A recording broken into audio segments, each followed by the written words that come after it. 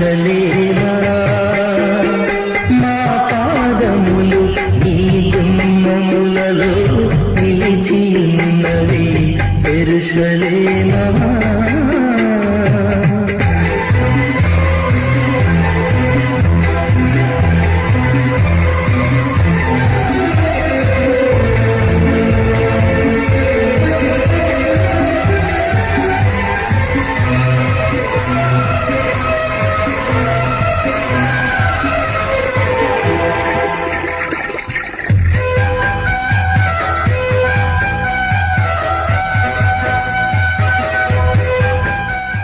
పరిశుద్ధుడైన మన ప్రభు నామములో కూడా వచ్చిన మీ అందరికీ నా వందనాలు చెల్లిస్తున్నాను.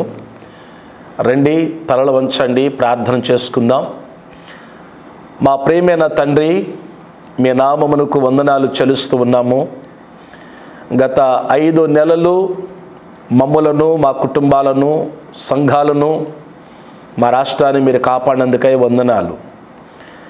ఈ 6వ నెల ఈ 2వ తారీఖున మీ సన్నిధిలో మేము చేరి నిన్ను స్తుతించటానికి మేము కూడి ఉండగా నన్ను, మమ్మలను మీరు బలపరచమని మీ సన్నిధిలో ప్రార్థన చేస్తూ ఉన్నాము నాయన. ప్రభు, మాతో మీరు మాట్లాడండి, మమ్మలను మీరు బలపరచండి. ఈ మొదటి వారం మొదలుకొని ఈ నెలంతా మీరు మాకు తోడుగా ఉండండి. మేము మీ కొరకు జీవించటానికి కృప చూపించమని యేసు నామమున అడుగుచూ ఉన్నాము తండ్రి, ఆమేన్. ప్రియులరా, మన ప్రభు మనలను, మన కుటుంబాలను ప్రేమించి మరి మే నెలంతా కూడా కాపాడి దేవుడు మనలను ఈ జూన్ మాసంలోనికి దేవుడు మనల్ని ప్రవేశపెట్టారు. మనం ఎంతైనా దేవునికి వందనాలు చెల్లించవలసిన వారమై ఉన్నాం.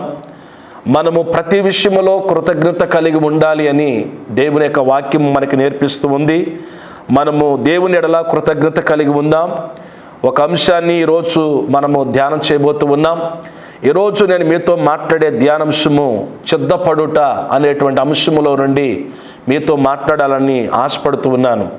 రండి, దేవుని వాక్యాన్ని ధ్యానం చేద్దాం. ప్రియులరా, ఎజ్రా గ్రంథము 10వ అధ్యాయము మనము 11వ వచనాన్ని దేవుని వాక్యాన్ని చదువుకుందాం. దేవుడైన యెహోవా ఎదుట మీ పాపములను ఒప్పుకుని ఆయన చిత్తానుసారముగా నడుచుకున్నటకు సిద్ధపడి దేశపు జనులను, అన్య స్త్రీలను విసర్జించి మిమ్మల్ని మీరు ప్రత్యేకపరచుకుని ఉండుడి. చదవబడిన తన లేఖనాన్ని మన వినికుడిలో దీవించును గాక. ప్రియులరా, పరిశుద్ధ లేఖనములు మనం చూస్తూ ఉన్నప్పుడు ఎజ్రా భక్తుడు ఇశ్రాయేలు యొక్క 12 గోత్రాల వారితో మాట్లాడుతూ ఉన్నాడు. ఈ ఎజ్రా అనబడినటువంటి వ్యక్తి దేవుని వాక్యమును వెరిగినవాడు. ఎజ్రా అనేటువంటి వ్యక్తి ప్రతిరోజు దేవుని వాక్యాన్ని బాగా, ధర్మశాస్త్రాన్ని ధ్యానించి బాగుగా బోధించేటువంటి వ్యక్తి ఈ ఎజ్రా అనేటువంటి భక్తుడు. ఆ కాలంలో ఉన్నటువంటి ప్రజలు వారు దేవుడు వారికి ఇచ్చిన ధర్మశాస్త్రాన్ని విడిచిపెట్టి వారు దేవునికి విరోధమైనటువంటి నిర్ణయాలు తీసుకుని వాళ్ళు పాపము చేసినట్లుగా మనం చూస్తాం. ఆ టైంలో వారి మీదకి కొన్ని శ్రమలు, కొన్ని కష్టాలు, బాధలు వచ్చినప్పుడు ఎజ్రా భక్తుడు వారితో మాట్లాడుతున్నటువంటి మాట ఏమిటి అంటే, మీరు సిద్ధపడాలి. ఎక్కడికంటే దేవుని సన్నిధికి. మనం చూస్తాం ఆ మాటలో ఏమంటాడంటే, దేవుడైన యెహోవా ఎదుట మీ పాపములను ఒప్పుకొని అంటాడు. మీరు పాపం చేశారు కదా, మీ పాపాలు ఒప్పుకోండి. మీ పాపాలు మీరు ఒప్పుకోండి, దేవుని దగ్గర ఒప్పుకోండి. నువ్వు ఏ పాపం చేసావో, నోటి మాట ద్వారా పాపం జరిగిందా, కంటి చూపు ద్వారా పాపం జరిగిందా, ఆలోచనల ద్వారా పాపం జరిగిందా, లేదా క్రియారూపముగా పాపం చేసావా?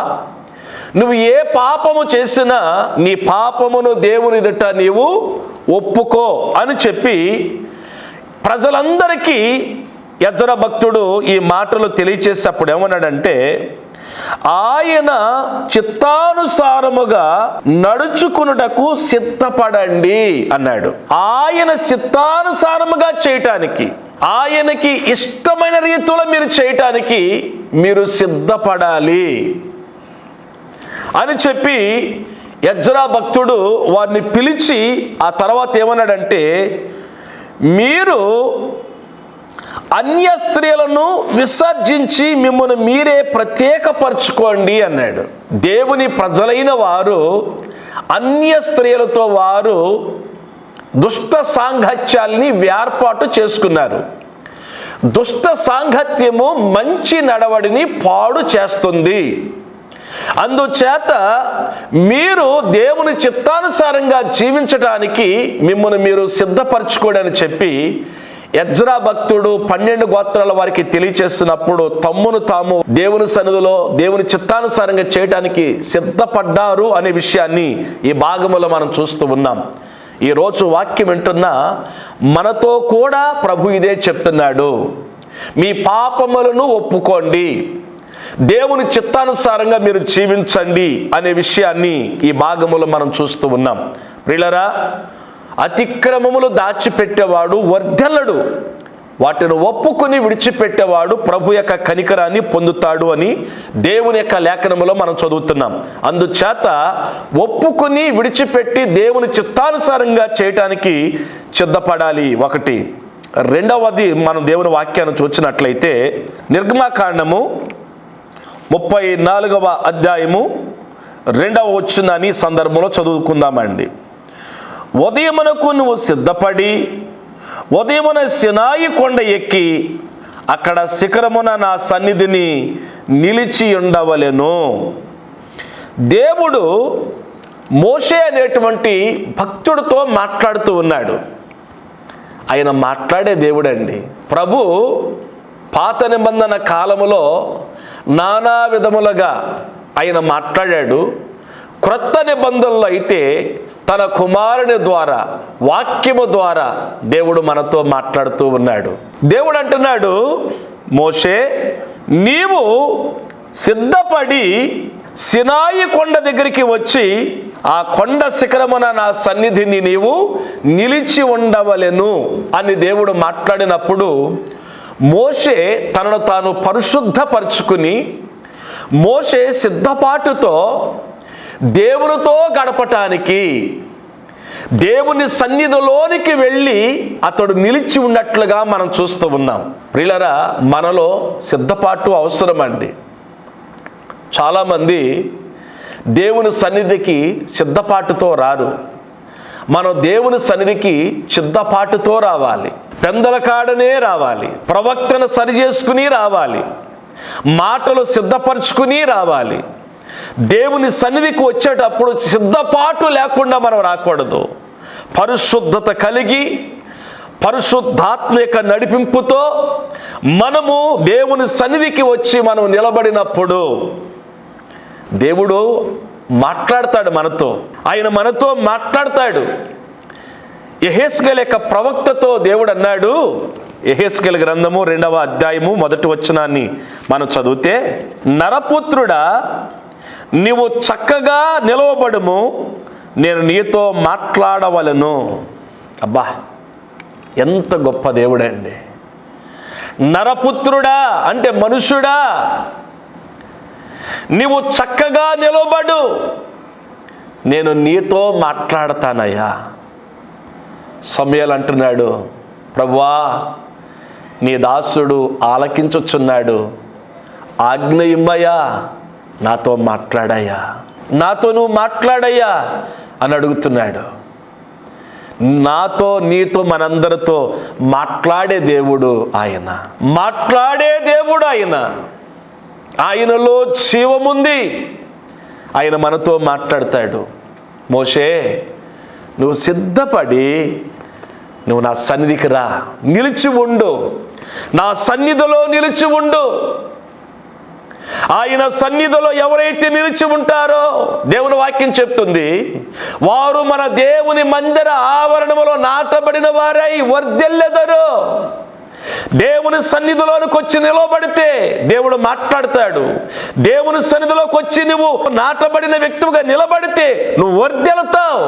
సాక్షాత్తు దేవుడు పిలుస్తున్నాడు, నీవు నీ కుటుంబాన్ని సమాజంలో నుండి నీవు ప్రత్యేకంగా సినాయి కొండ మీదకి వచ్చినట్లయితే పరలోకము నుండి నేను అక్కడికి దిగి వస్తాను, నీతో నేను మాట్లాడతానని చెప్పి దేవుడు తెలియచేస్తూ ఉన్నాడు.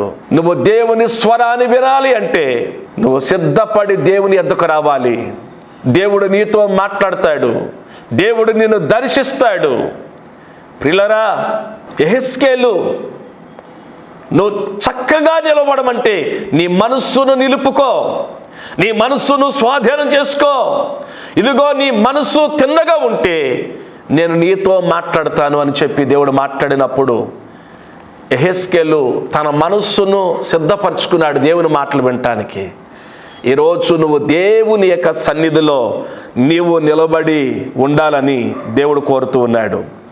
ప్రియులారా, పరిశుద్ధ లేఖనములు మనం చూస్తే జకర్యా గ్రంథం 3వ అధ్యాయము 7వ వచనాన్ని మనం చదివినప్పుడు, సైన్యములకు అధిపతియగు యెహోవా సెలవిచ్చినదేమనగా, నా మార్గములలో నడుచుచు నేను నీకు అప్పగించిన దాన్ని భద్రంగా గైకొనిన ఎడల నీవు నా మందిరం మీద అధికారివై నా ఆవరణమును కాపాడువాడొగదువు, మరియు ఇక్కడ నిలబడి వారికి తగినట్లు నా సన్నిధి నిలుచు భాగ్యము నీకిత్తును. ప్రధాన యాజకుడైనటువంటి యెహోషువతో దేవుడు మాట్లాడుతున్నాడు. యెహోషువ యాజకుడైనటువంటి యెహోషువ అతడు కొంత బలహీనమయ్యాడు. వెంటనే దేవుడు దూతను పంపించి అతని బలహీనత నుంచి విడిపించి చెప్తున్నాడు, నువ్వు జాగ్రత్తగా ఉండాలి, నా మార్గములో నడవాలి, నేను నీకు అప్పగించిన దాన్ని భద్రంగా నువ్వు కాపాడాలి, నువ్వు నా మందిరం మీద నిన్ను అధికారిగా ఉంచుతాను, దాన్ని కాపాడేవాడుగా ఉన్నట్లయితే నేను నిన్ను నా సన్నిధిలో నిలిచేటట్లుగా నేను నీకు అవకాశం ఇస్తానని చెప్పి దేవుడు మాట్లాడుతున్నాడు. ఎవరైతే దేవునిలో నిలిచి ఉంటారో వారు బహుగా ఫలిస్తారు. ప్రభు అన్నాడు, ఎవరు నా యందు నిలిచి ఉంటారో నేను ఎవరి యందు నిలిచి ఉంటానో వారు బహుగా ఫలిస్తారు అని చెప్పి దేవుడు తెలియచేశాడు. నువ్వు ఆత్మీయంగా ఫలించాలన్నా, నీవు ఈ లోకములో ఆర్థికంగా నువ్వు అభివృద్ధి చెందాలి అన్నా నీవు దేవునిలో నిలిచి ఉండు. కనుక మోషేని పిలిచి స్పష్టంగా దేవుడి మాటలు తెలియచేశాడు. దేవుని నామానికి మహిమ కలుగును గాక. 3వ విషయాన్ని మనం జ్ఞాపకం చేసుకుందాం. ప్రియులారా, పరిశుద్ధ లేఖనములు మనం చూద్దాం. అపోస్తుల కార్యములు 21వ అధ్యాయము 13-14 వచనాలు చదువుకుందాం. పౌలు, ఇదెందుకు మీరు ఏడ్చి నా గుండె బద్దలు చేసేదరేలా? నేనైతే ప్రభు అయిన యేసు నామము నిమిత్తము యెరూషలేములో బంధింపబడుటకు మాత్రమే గాక చనిపోవుటకు సిద్ధముగా ఉన్నానని చెప్పాను. అతడు ఒప్పు కొననందున మేము ప్రభు చిత్తం జరుగునుగా కానీ ఓరకుంటిమి. ప్రియులారా, అగాబు అనేటువంటి ఒక ప్రవక్త వచ్చి ఒక ప్రవచనం చెప్తున్నాడు. ఇదిగో ఈ దైవజనుడు యెరూషలేములోనికి వెళ్ళినట్లయితే అక్కడ ఇతన్ని బంధిస్తారు, ఇతనికి ప్రమాదం పొంచి ఉంది అని చెప్పినప్పుడు అగాబు అనేటువంటి ఒక ప్రవక్త ప్రవచనం చెప్పినప్పుడు ఆ మాట విన్నప్పుడు విశ్వాసులందరూ ఏడుస్తున్నారు. దైవజనుడి విషయంలో ప్రమాదం పొంచి ఉందని దేవుడు ప్రవక్త ద్వారా మాట్లాడుతున్నాడు అని చెప్పేసి అన్నప్పుడు అందరూ ఏడుస్తూ, అయ్యా నువ్వు యెరూషలేము వెళ్ళొద్దు, నువ్వు ఇక్కడే ఉండు, నువ్వు అక్కడికి వెళితే నీకు శ్రమలు, అక్కడికి వస్తే నీకు బాధలు లేదా మరణాపాయం ఉందనేటువంటి విషయాన్ని చెప్తున్నారు కదా అని అన్నప్పుడు పౌలు గారు చెప్తున్న మాట మరొక్కసారి చదువుదాం. మీరెందుకు ఏడ్చి నా గుండె బద్దలు చేసేదరేలా? నేనైతే ప్రభు అయిన యేసు నామము నిమిత్తము యెరూషలేములో బంధింపబడటకు మాత్రమే గాక చనిపోవుటకును సిద్ధముగా ఉన్నానని చెప్పాను. మీరెందుకు ఏడుస్తున్నారు?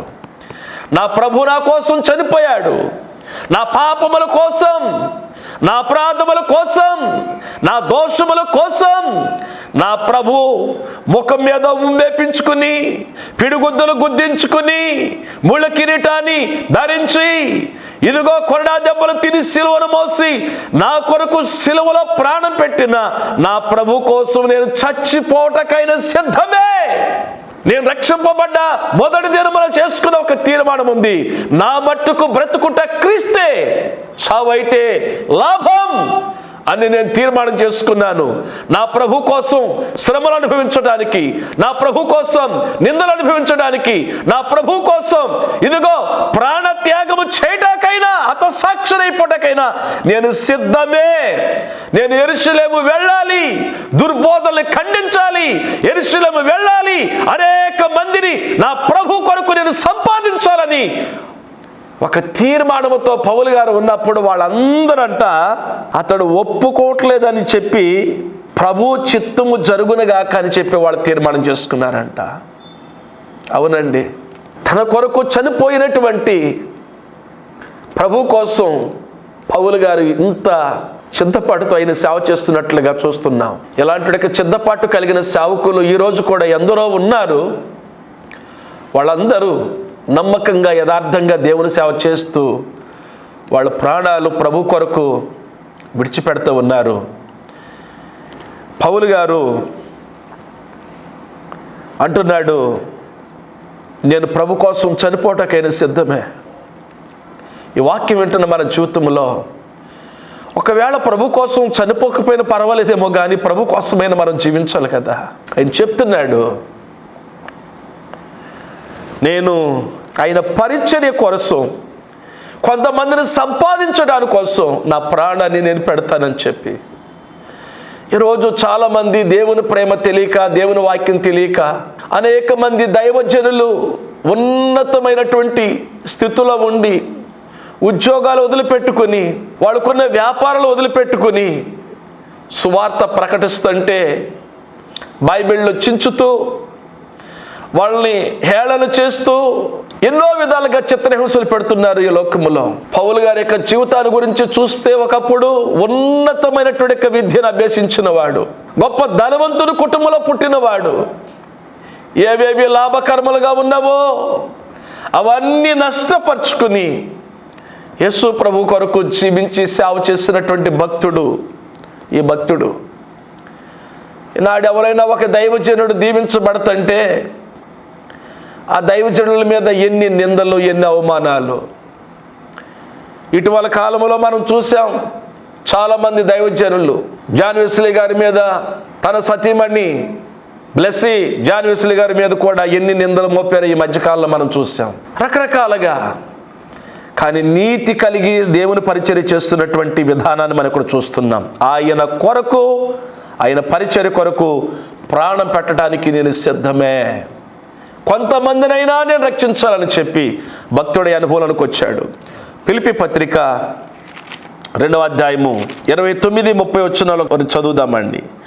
నా ఎడల మీ పరిచర్యలో ఉన్న కొదువును తీర్చుటకై అతడు తన ప్రాణమునైనను లక్ష్య పెట్టక క్రీస్తు యొక్క పని నిమిత్తము సావునకు సిద్ధమయుడను గనుక పూర్ణ ఆనందముతో ప్రభునందు అతను చేర్చుకుని అట్టి వారిని ఘనపరచుడి.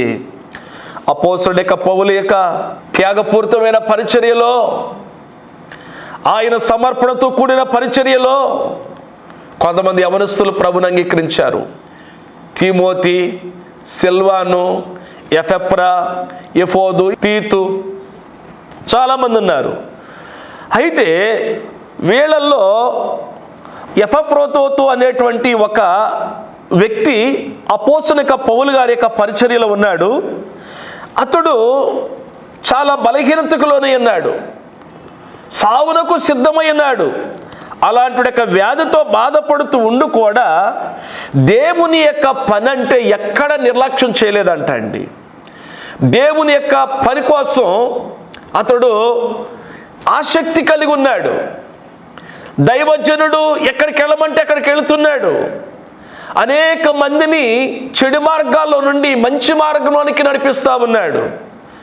నేను ఒక మాట చెప్తానండి, ఇదే విజయవాడలో రోడ్లంపడ ఆడపిల్లలు కూడా తాగేసి రోడ్ల మీద తిరుగుతున్నారు, సిగరెట్లు కాలుస్తున్నారు. మీకు చేతనైతే వాళ్ళ దగ్గరికి వెళ్ళి మార్చండి.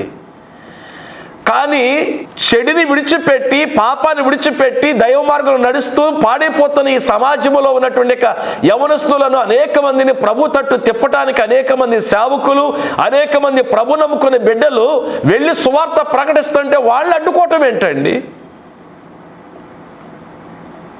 వాళ్ళు అడ్డుకోవటం ఏంటి? క్రైస్తవుడు చేసే పని ఏంటి? తాను నమ్మినటువంటి సిద్ధాంతాన్ని, మంచిని బోధిస్తున్నాడు. మంచిని బోధిస్తున్నాడు. భక్తి అంటే ఇష్టానుసారంగా మాట్లాడటం కాదు. భక్తి అంటే సిందులేయటం కాదు. భక్తి అంటే తాగటం కాదు. భక్తి అంటే పాపం కాదు. భక్తి అంటే పవిత్రత. భక్తి అంటే విధేయత. భక్తి అంటే దేవుణ్ణి ఆరాధించడం. ఈ భక్తుడు ఎపఫ్రోదోతు అనేటువంటి వ్యక్తిని గురించి దైవజనిక పౌలు గారు ఏమని చెప్తున్నాడంటే, నా ఎడల మీ పరిచర్యలో కొదువును తీర్చుటకై అతడు తన ప్రాణమునైనను లక్ష్య పెట్టక క్రీస్తు యొక్క పని నిమిత్తము సావునకు సిద్ధమై ఉండెను. క్రీస్తు యొక్క పని నిమిత్తము సావునకు సిద్ధమై ఉండెను అన్నాడండి. గమనించండి, యేసు ప్రభువు ఏమన్నాడంటే, ఎవడైనను నన్ను వెంబడింప గోరిన ఎడల తనను తాను ఉపేక్షించుకుని తన సిలువనెత్తుకుని నన్ను వెంబడింపవలెను అన్నాడు. సిలువ అంటే శ్రమ, సిలువ అంటే నింద, సిలువ అంటే కష్టాలు. ఇవన్నీ అనుభవించడానికి మీరు రావాలి అన్నాడు. ఆనాడు ఆయన గలిలయ సముద్రం దగ్గరికి వెళ్ళి చేపలు పడుతున్నటువంటి పేతురు, యాకోబు, యోహానుని, వీళ్ళందరినీ మీరు నన్ను వెంబడించండి, నేను మిమ్మల్ని మనుషులు పట్టే జాలర్లుగా చేస్తానన్నప్పుడు వాళ్ళన్నీ వదిలిపెట్టుకుని ప్రభుని వెంబడించారండి. ఒకరోజు వాళ్ళకి ఆలోచన వచ్చింది, అన్నీ వదిలిపెట్టుకుని వ్యాపారాలు, మా వృత్తి అన్నీ వదిలిపెట్టుకుని, మా ఉద్యోగాలు వదిలిపెట్టుకుని వచ్చాము, నీ నుండి మాకేం దొరుకుతాయంటే ఆయన ఏమన్నాడు తెలుసా? నా నిమిత్తము అన్నదమ్ముళ్ళైనను, నా నిమిత్తము అక్క చెల్లెలను, తల్లిదండ్రులైన, ఇండ్లనైను, భూములైనను విడిచిపెట్టిన వాడు ఇహమందు హింసలతో పాటు నూరంతలుగా పరలోకములో ఆశీర్వాదాలు పొందుతారు. మీ 12 మందికి 12 సింహాసనాలు ఇస్తారని ప్రభు మాట్లాడాడు. గమనించండి, క్రీస్తు పని నిమిత్తము చచ్చిపోటకైనా సిద్ధపడ్డాడంట ఎపఫ్రోదోతు. అంటే దేవుని పనిని అంతగా ప్రేమించేవాడు, దేవుని పనిని ప్రేమించి దేవుని పని కొరకు సిద్ధపాటు కలిగిన వారంగా ఉండాలని చెప్తున్నాడు. గనుక పూర్ణానందముతో ప్రభునందు అతను చేర్చుకుని అట్టి వారిని గణపరచుడి. సంఘానికి ఒక మాట చెప్తానండి, నువ్వు నిజంగా భక్తి చేసి విశ్వాసివి అయితే, నీ కొరకు కన్నీళ్లు విడుస్తున్న నీ సేవకుడు, నీ కొరకు ఉపవాసం ఉండి ప్రార్థిస్తున్న నీ సేవకుడిని నువ్వు గణపరచు, నీ సేవకుడిని ప్రేమించు, నీ సేవకుడి అవసరతను గుర్తించు, నీ సేవకుడికి సహకారిగా ఉండు. అంతే తప్ప దొర్లే రాళ్ళు వలె దొర్లెలకు ఈ వారం ఈ చర్చి, ఇంకొక వారం ఇంకొక చర్చి, ఇంకొక వారం ఇంకొక చర్చి వద్దు. ఈ భక్తి వద్దు. నిలకడతో కూడిన భక్తి చెయ్యి. దేవునామానికి మహిమ కలుగునుగాక. పూర్ణానందముతో చేర్చుకుని వారిని గణపరచండి అన్నాడు. 4వ మాట మనం చూసినట్లయితే, పరిశుద్ధులకు పరిచర్య చేయుటకు సిద్ధపడాలి అనే విషయాన్ని నేను మీకు జ్ఞాపకం చేస్తున్నాను. 2వ కొరింథీ పత్రిక 8వ అధ్యాయము 1 నుంచి 5 వచనాలు త్వరగా చదువుదామండి. సహోదరులారా, మాసిదోనియ సంఘమునకు అనుగ్రహింపబడి ఉన్న దేవుని కృపను గురించి మీకు తెలియజేయుచున్నాము. ఎలాగనగా వారు బహుశ్రమల వలన పరీక్షింపబడగా అత్యధికముగా సంతోషించరి, మరియు వారు నిరుపేదలైనను వారి దాతృత్వం బహుగా విస్తరించెను. ఈ కృప విషయములోను పరిశుద్ధుల కొరకైన పరిచర్యలో పాలు పొందు విషయములోను మనఃపూర్వకంగా మమ్మల్ని వేడుకొనుచు వారు తమ సామర్థ్యము కొలదీయగాక సామర్థ్యము కంటే ఎక్కువగాను తమంతట తాము ఇచ్చరని మీకు సాక్ష్యం ఇచ్చుచున్నాను. ఇదియుగాక మొదట ప్రభునకును దేవుని చిత్తం వలన మాకును తమను తామే అప్పగించుకునిరి. ఇంతగా చేయదరని నేను అనుకునలేదు. ఈ మాసిదోనియ సంఘములో ఉన్నటువంటి పరిశుద్ధులంట తమ్మును తాము పరిశుద్ధులకు పరిచర్య చేయటానికి, దేవుని పని చేయటానికి, దేవుని యొక్క సంఘములో పరిచర్య చేయటానికి, దైవజనులు కూడా పరిచర్య చేయటానికి తమను తాము అప్పగించుకుని వాళ్ళు ఏం చేశారంటే దేవుని పరిచర్య చేస్తున్నారు. అలాగే ఆర్థికంగా వాళ్ళు చేతులు చాపి పరిచర్య కొరకు వాళ్ళు సహకరిస్తూ ఉన్నారు. ఈ రెండు పనులు ఈ మాసిదోనియ సంఘస్థులు చేసినట్లుగా పరిశుద్ధ లేఖనములో మనం చూస్తూ ఉన్నాం. ఈరోజు వాక్యం వింటున్న నీ జీవితంలో నీవు దేవుని యొక్క పరిచర్య చేస్తూ, సంఘ విశ్వాసులు పరిచర్య చేయాలండి. పరిచర్య చేస్తూ సేవకులకి సహకారులుగా ఉండి, సేవకులు కూడా పరిచర్య చేస్తూ దేవుని కోసం జీవించాలి. టైం లేదు, ఇంకా నేను చాలా విషయాలు చెప్దాం అనుకున్నాను, కానీ ఆన్సర్ ఇచ్చి ముఖ్యం చేస్తాను, జాగ్రత్తగా వినండి. పరిశుద్ధుడైన దేవుని యొక్క మందిరంలో పరిచర్య చేయి, పరిచర్యలో సహకారులుగా ఉండండి. అలాగే మీ గుప్పులు విప్పి పరిచర్య ముందుకు కొనసాగటానికి మీరు ఇవ్వండి. ఆ తర్వాత మీరు చేయవలసిందని తెలుసా? ఆయన రాకడ కొరకు సిద్ధపడండి. 5వది, ఆయన రాకడ కొరకు సిద్ధపడండి. మత్తయి సువార్త 24వ అధ్యాయము 44 వచ్చును. ఈ సందర్భంలో మనం చదువుకుందాం. మీరు అనుకొనని గడియలో మనుష్య కుమారుడు వచ్చును గనుక మీరును సిద్ధముగా ఉండుడి. 5వది, మీరు సిద్ధంగా ఉండండి. దేనికోసం అంటే పరలోక రాజ్యము కొరకు. ప్రభు రాబోతున్నాడు. ఆయన ఎప్పుడు వస్తాడో మనకి తెలియదు. ఆయన ఏమన్నాడంటే నేను దొంగ వలె వస్తాను అన్నాడు. దొంగ ఏ టైంలో వస్తాడో మనకి తెలియదు. దొంగ వచ్చాడు అంటే ఏదో ఒక విలువైన వస్తువును పట్టుకుని వెళ్తాడు. ప్రభు కూడా రాబోతున్నాడు. ఎవరి కోసం వస్తున్నాడంటే పాపములను ఒప్పుకొని విడిచిపెట్టి ఆయన చిత్తానుసారంగా జీవించిన వ్యక్తుల కోసం.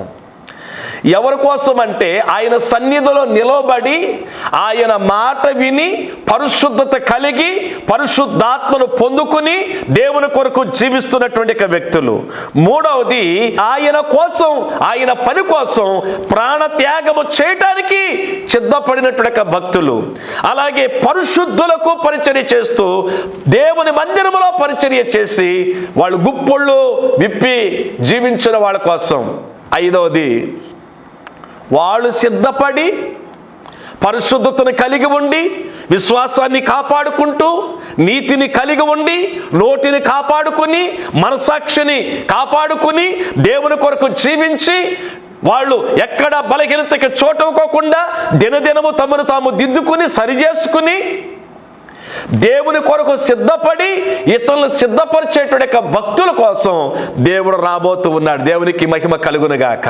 ఆయన ఏం చేస్తాడంటే మధ్యాకాశానికి వచ్చి రండి అని పిలవగానే ఆయన నమ్మినటువంటి భక్తులు వెళతారు అని బైబిల్ చెప్తుంది. బుద్ధి కలిగిన కన్యకులు సిద్ధపడి తమ దివిటీలు వెలిగించుకుని ఉండగా ఇదిగో పెండ్లు కుమారుడు అనే స్వరము వినబడగానే వెంటనే దేవుని బిడ్డలారా ఆయనతో కూడా వెళ్ళారు. తలుపు వేయబడింది. బుద్ధి లేని వారు విడవబడ్డారు. బుద్ధి కలిగిన కన్యకులు వాళ్ళు లోపలికి వెళ్ళారు. అలాగే సిద్ధపాటు కలిగి ప్రభు యొక్క స్వరాన్ని విని పరలోక రాజ్యానికి ఆయనతో కూడా వెళదాం. దేవుని బిడ్డలారా ఈ లోకాన్ని 1000 సంవత్సరాలు పరిపాలన చేసే హక్కు దేవుడు మనకి ఇవ్వబోతున్నాడు. దాని కొరకు మనం సిద్ధపడదాం. దేవుడి వాక్యం ద్వారా మనం దీవించునుగాక. తండ్రి నీకు వందనాలు. మీ వాక్యాన్ని బట్టి మిమ్మల్ని స్తుతిస్తూ ఉన్నాం. ఈ సిద్ధపాటు కలిగి జీవించే భాగ్యము నాకు మాకు అందరికీ దయచేయమని విన్న ప్రతి మాట మా హృదయాలు దాచుకుని వాక్య ప్రకారంగా జీవించే భాగ్యం దయచేయమని యేసు నామమున అడుగుచున్నాం తండ్రి. ఆమేన్. యెహోవా నా ఆశ్రయ దుర్గమా, నా విమోచకుడా, నా నోటి మాటలు నా హృదయ ధ్యానము నీ దృష్టికి అంగీకారము అగునుగాక. తండ్రి అయిన దేవుని ప్రేమయు ప్రభును రక్షకుడైన యేసుక్రీస్తు వారి యొక్క దివ్య కృపయు పరిశుద్ధాత్మ దేవుని అన్యోన్య సహవాసము సమాధానం కూడిన మనకు ఆయన వెంబడిస్తున్న సకల భక్తులకు సదాకాలము తోడై ఉండునుగాక. ఆమేన్. ఆమేన్. అందరికి వందనాలండి.